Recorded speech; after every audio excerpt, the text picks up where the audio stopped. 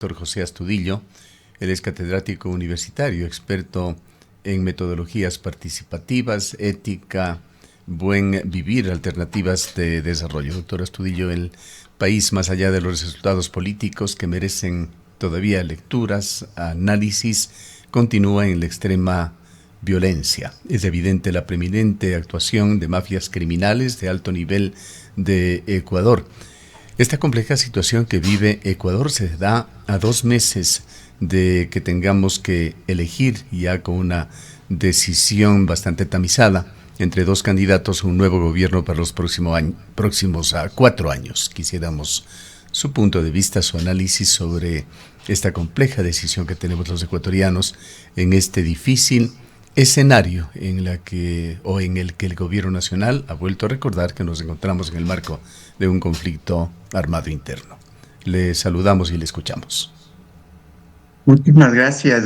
Buenos días, Gustavo. Buenos días también a todos aquellos que siguen Radio Video Antena Uno, pues escuchándonos y viéndonos también a nivel nacional y en el mundo a través de Internet. Qué bien que comencemos con esta noticia y esta entrada para darnos cuenta de que el Plan Fénix y de que la violencia no se combate con violencia. El mejor antídoto para la violencia estructural es el desarrollo, las fuentes de empleo. Y eso siempre hemos estado diciendo. Hay voces que dicen que la violencia en estos sectores populares tiene que combatirse con oportunidades para los jóvenes. ¿Quiénes han asesinado? Por ejemplo, en la noticia que acaba de dar usted, Gustavo, son lo que se denomina los sicarios, los gatilleros, es decir, empleados en la violencia. Hay que ver quién emplea a estos jóvenes que no tienen otra oportunidad sino que estar actuando de gatilleros y de sicarios. Por lo tanto, hay que ver las causas más profundas, hay que ver quiénes son los que contratan a estos jóvenes, que les dan el empleo y en qué círculos, en qué espacios de la política y del Estado se encuentran. Por eso yo creo que una de las cosas que se está discutiendo en el Ecuador con bastante frecuencia es la captación de votos. Y se está dejando de lado de discutir las propuestas políticas, las propuestas de manejo del Estado, las propuestas económicas, las propuestas sociales que deben regir en el país. Yo quisiera hacer un análisis, pues, no catastrófico, ni mirar la situación del país como de altísima vulnerabilidad. Quisiera mirarlo como oportunidad y quisiera entender algunos mensajes que la población en general, los votantes, nos han dado en esta ocasión en la primera vuelta. Pues tenemos dos candidaturas con un voto duro, tanto Novoa como Luisa González tienen pues votos que vienen de su estructura partidaria. Revolución Ciudadana tiene un voto duro y Daniel Noboa tiene un voto evidentemente utilizando la estructura del Estado, las obras que hace como candidato presidente. Y esto les ha dado un altísimo nivel de votación. Pero hay dos votaciones. La de Leonidas Issa, que está en tercer lugar, y no nos debemos olvidar también del cuarto lugar, que es Andrea González. ¿Cómo esas votaciones han sido efectivamente elevadas después del debate de Andrea González? Es decir, la gente está escuchando qué dicen los candidatos y todos estaban sin llegar al 1%. Ni siquiera a Leonidas Issa, la prensa, el relato de la prensa, pues le daba el nivel de importancia que estaba llegando a tener. Siempre estaban hablando solamente de los dos candidatos y aún más, hablando casi del triunfo en una primera vuelta de Daniel Noboa. Pues allí hay muchas lecciones. Primero, esas encuestas, esos datos y ese relato permanente de querer empujar hacia un candidato presidente, hacia una primera vuelta, ha caído. Y hay prácticamente un empate. Y la candidata, pues Andrea González, sube después de haber tenido de alguna manera una seguridad en las propuestas que está presentando. Si estamos de acuerdo o no con las propuestas de Andrea González es otra cosa. Pero lo que yo leo es que después del debate se le dio casi, casi como el triunfo a una de las ganadoras en el debate, Andrea González, y eso hizo que su votación se elevara. Pero allí, más que los votos, yo lo que quiero recuperar es la escucha de la gente. Y el otro candidato, pues Leonidas Issa, que tiene un tercer lugar y que es cierto que el movimiento indígena ha tenido en otros momentos de la historia una votación mucho más elevada. Sin embargo, en el contexto en el que estamos viviendo, en este contexto de dos candidaturas que se llevan prácticamente todos los votos, la candidatura de Pachacutic, de Leonidas Issa, es muy importante porque representa el voto organizado, el voto estructurado de una oposición frente a propuestas políticas, frente a propuestas de manejo del Estado. Leonidas Issa ha sido muy claro en proponer una forma de gobierno que se respete los derechos de la naturaleza, que no exista minería en las zonas de recarga hídrica, un apoyo concreto y directo al país para la recuperación de la agricultura pequeña y mediana, es decir, un país donde los campesinos e indígenas también y productores del campo, porque la vocación de este país es una vocación agrícola, no es una vocación minera, primario exportadora que venimos desde hace muchos años. Entonces, ese mensaje de Leonidas Issa, un mensaje directo con la población, con los vendedores en los mercados, de una propuesta que sus productos adquieran valor de defensa del producto nacional y del producto agrícola nacional, es decir, una defensa de soberanía alimentaria, ha hecho efectivamente que también crezca. Por lo tanto, Leonidas Issa no solamente se convierte en una oposición a los gobiernos, pues que han adquirido, a los candidatos que han adquirido una gran votación, sino en una pues alternativa y digamos que así en una especie de contrapeso a Yo propuestas quisiera económicas que no se pedirle, están doctor Astudillo, conversando. si podemos poner en contexto esta votación por Leonidas Issa, ese 5,2%, que si hubiese sido diferente el resultado electoral, posiblemente hubiese pasado como inadvertido. Antes teníamos resultados electorales mixtos, había 3, 4 partidos políticos que se disputaban cercanamente un primer lugar. Ahora la situación es radicalmente diferente.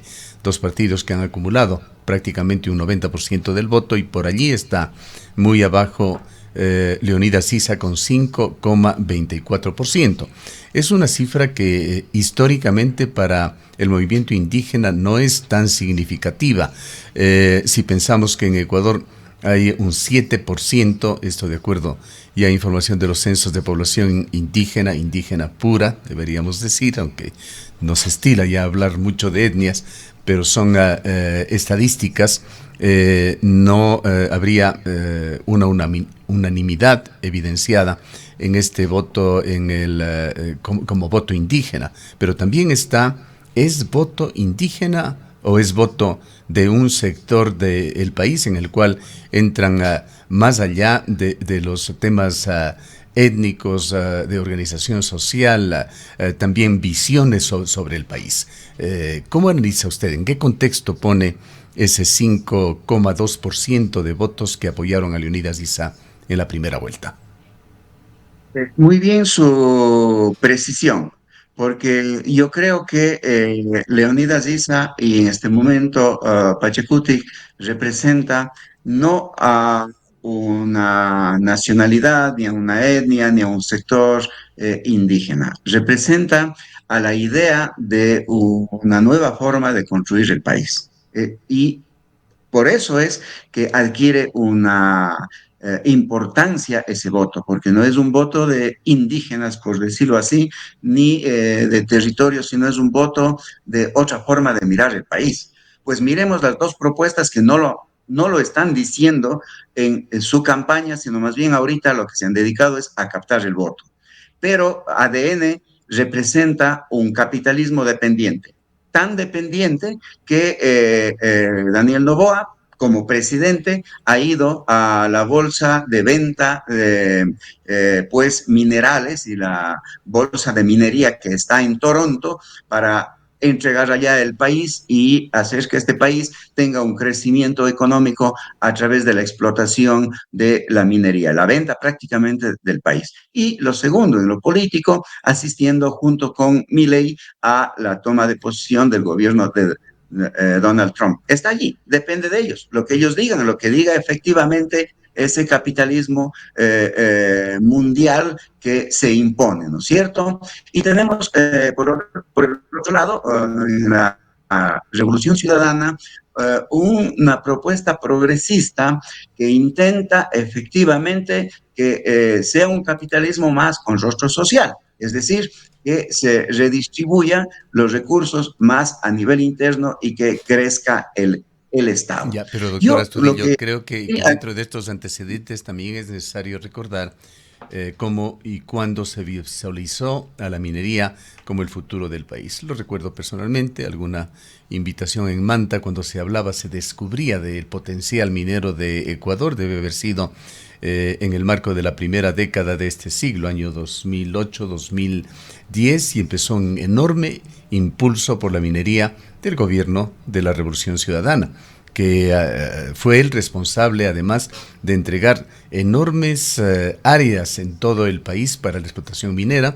Aquí en la provincia de La Sabana la situación es drástica y aproximadamente la mitad del cantón Cuenca, esto como un ejemplo que ha sido asignado como concesiones a la minería. Hay zonas de el macizo del Cajas, está el bosque de Mazán, que es parte del sistema hídrico de Cuenca. No podemos dejar atrás esos antecedentes más allá de las posiciones que como partidos o movimientos políticos tengan hoy.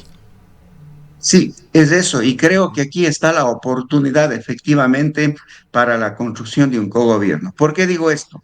Porque siendo que las dos propuestas son extractivistas, efectivamente, la minería viene mucho antes del gobierno de la Revolución Ciudadana, pero como usted dice, se dispara, efectivamente, se concesiona el país, porque se hablaba incluso de la minería responsable, es decir, de una minería que no tenga mayores efectos en el ambiente, pero nosotros sabemos que en las zonas de recarga hídrica no hay minería No, y responsable. esto es una Es utopía que hay que, irresponsable es una utopía, hacer minería. perdóneme la interrupción nuevamente, Sí, es una utopía que hay que descartarla.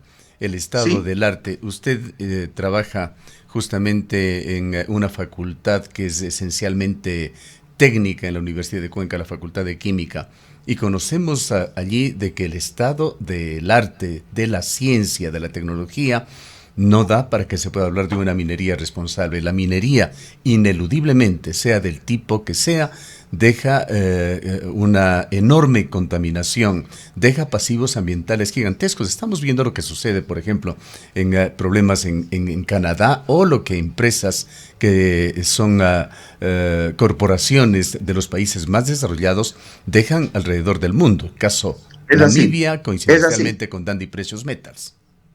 Y yo quisiera corroborar a lo que usted comenta, haciendo alusión a lo que decidió el Consejo Cantonal hace unas semanas, Uh -huh. justamente con el informe de etapa, uno de los organismos más importantes que tiene la ciudad de Cuenca. Y el informe de etapa dice que en Quimsacocha, muy concretamente, que es donde se analizó la contaminación de los ríos, donde nosotros tomamos el agua, de los ríos, pues Yanuncay y el río también, Tarqui, y los ríos también que bajan hacia Girón, estarían completamente contaminados, entre otros minerales, por arsénico. Y una reladera haría que los lixiviados permanentemente estén contaminando el agua, hablando solamente del agua, porque el macizo del Cajas es una roca porosa por donde van las vertientes y al romper esa roca haría que todas esas vertientes se entrecrucen y se contaminen. El informe de etapa es absolutamente claro. Todos deberíamos leer ese informe para darnos cuenta que no es posible. Yo quisiera volver al tema político desde este punto. Yo creo que en este momento hay una oportunidad para construir alianzas y cogobierno. Y yo no creo que la captación de votos tiene que ser con mensajitos románticos a través de las redes sociales. Como dice un gran amigo, cantautor, Diego Sojo, no sirve de nada los besos que se mandan por internet. Yo creo que acá las dos fuerzas tienen la oportunidad de construir con absoluta claridad frente a la población una forma de hacer gobierno. Es claro que desde la candidatura de Daniel Noboa se harán concesiones de un capitalismo redistributivo entre los grupos de poder y entre los grupos que manejan el país. Pero se espera que de la otra posición, en este caso de Revolución Ciudadana, por ejemplo, comiencen los diálogos no desde las minorías hacia las mayorías, sino desde la mayoría, la que tiene los votos, hacia las minorías, no para captar el voto, sino para establecer acuerdos programáticos. Por ejemplo, yo esperaría efectivamente que se firme un acuerdo programático de no tocar las zonas de recarga hídrica, como por decir un ejemplo, Río Blanco, Quimsacorcha, Cerro Hermoso, a ver si hay un acuerdo programático de construir un gobierno que no haga minería en las zonas de recarga hídrica. Esperaría un acuerdo programático que diga que el desarrollo de la vialidad tenga un proceso de descentralización y que cualquiera de los gobiernos, en este caso el gobierno efectivamente que tiene que ver alianzas con sectores más progresistas, diga que el sur del Ecuador, el austro del Ecuador va a ser prioridad en el desarrollo de la vialidad. Este mensaje no se ha logrado, sin embargo, presentar con fuerza, con energía hacia el resto del país. Este es un criterio personal que le doy, doctor Astudillo, mirando justamente o evaluando la serie de declaraciones que se han dado durante la campaña electoral. Si no me equivoco porcentualmente, pero yo diría que el 70% de los candidatos impulsaban el extractivismo, una mayor explotación del petróleo, una mayor explotación de la minería como pilares fundamentales para el desarrollo de la economía ecuatoriana, para su fortalecimiento en la situación crítica en la que está. También hablaban de la necesidad de una reforma tributaria, tema tabú para hablarlo por parte de los candidatos en una elección, pero es otra necesidad aparente del país. Se ha hablado sobre el extractivismo en forma profusa. Algunos candidatos señalaban incluso que el primer día de su gobierno tendría que abrirse indiscriminadamente, con mucha generosidad de parte del Estado, el catastro minero. Recuérdelo usted. Ese mensaje de la necesidad de proteger las fuentes de agua, que es la tesis fuerte de la provincia de la Suay, de las provincias de la Sierra. En Ecuador pues hay muchísimos otros proyectos más allá de Quimsacocha que amenazan a las fuentes hídricas en las distintas provincias del país, particularmente en la Sierra Ecuatoriana. No ha calado entre los candidatos, tampoco entre los analistas económicos, que siguen hablando de la urgente necesidad de inversión extranjera concentrada sobre todo en proyectos petroleros y mineros. Ahí está el quid del asunto para que efectivamente tengamos nosotros una visión sobre qué país queremos construir y no sobre cuántos votos debemos conseguir.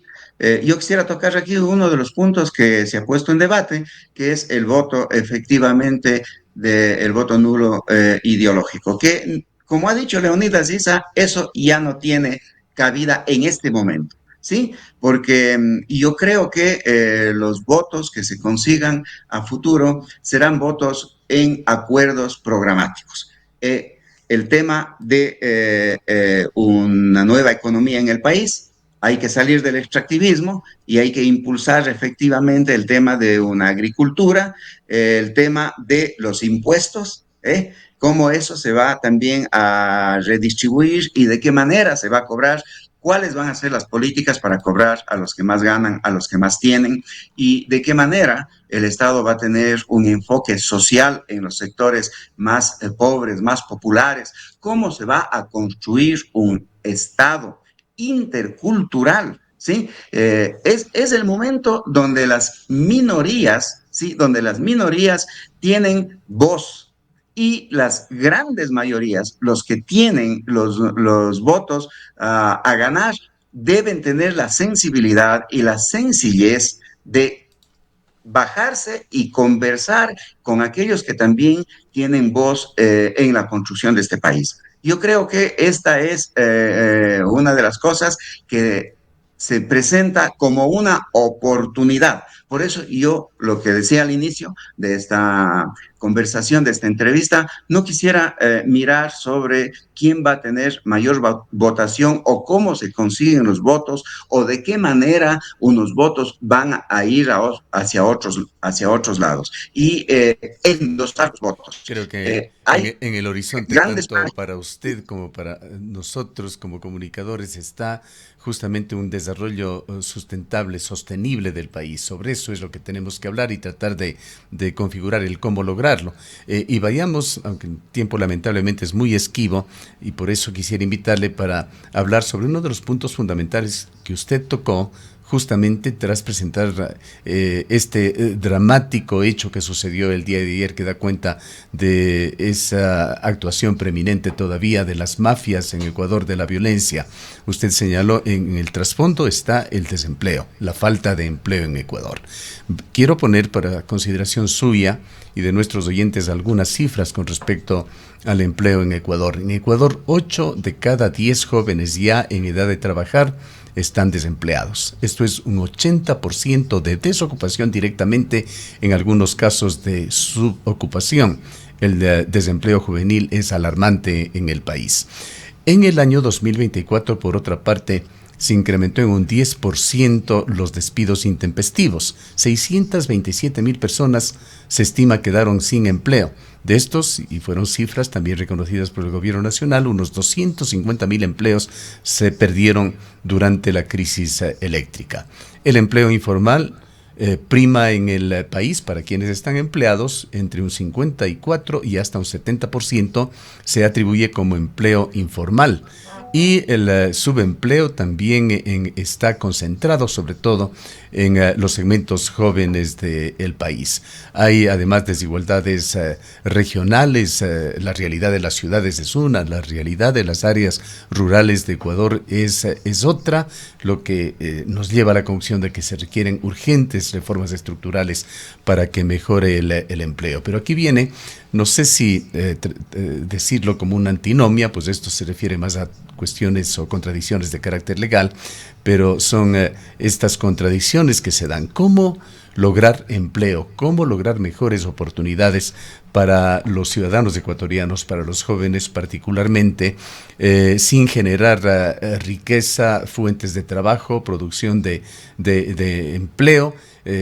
Allí es la parte más compleja y difícil. Sí, queremos un país sostenible y sustentable, pero esto implica, de hecho, con condiciones de vida mejores que las que se están teniendo aquí en Ecuador para las grandes mayorías de ecuatorianos. Una de las cosas que hay que considerar es que el Ecuador es uno de los países con el más alto índice de desigualdad en índice de Gini. Es decir, este es un país donde la riqueza se concentra de manera brutal en unos sectores y la pobreza también se concentra muy fuertemente en otros sectores. Solamente en Cuenca, veamos en Cuenca y las otras ciudades cómo hay una diferencia. ¿Por qué Cuenca se vuelve una ciudad un poco más segura? En esto que voy a decir podría haber cierto debate también, ¿no es cierto? Pero Cuenca es una ciudad que presenta de alguna manera una estructura en donde no hay los grandes bolsones de miseria, los suburbios, etcétera, ¿sí? Existen los suburbios, existen todo esto, pero hay un poco de mayor, digamos que, eh, equidad en la forma de vida, aunque también estamos atravesados por el nivel difícil que vive el país. Pero las otras ciudades, como Guayaquil, como Quito, prácticamente hay una diferencia abismal. Están ya prácticamente funcionando lo que se llama en sociología esta categoría de los muros de vergüenza que existe en Lima, literalmente un muro, así como el muro de vergüenza de Donald Trump que divide a los que quieren ir a Estados Unidos para conseguir de alguna manera un medio de vida, América Latina con todos sus problemas, y ellos ponen un muro físico. Estados Unidos quiere salirse crecer económicamente solos, pues la migración lo ven como un problema y por eso Donald Trump quiere votarlo por acá. Esos muros de vergüenza se construyen también en nuestros países.